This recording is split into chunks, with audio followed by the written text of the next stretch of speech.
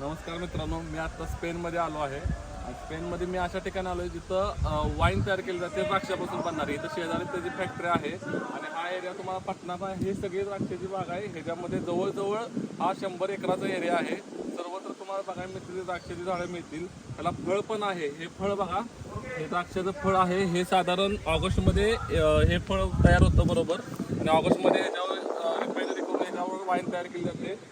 आपल्याकडे हे झाडं बांधलेली नसतात. ही तुम्हाला पटणार नाही, ही झाडं जवळजवळ 80 वर्षापूर्वीची झाडं आहेत.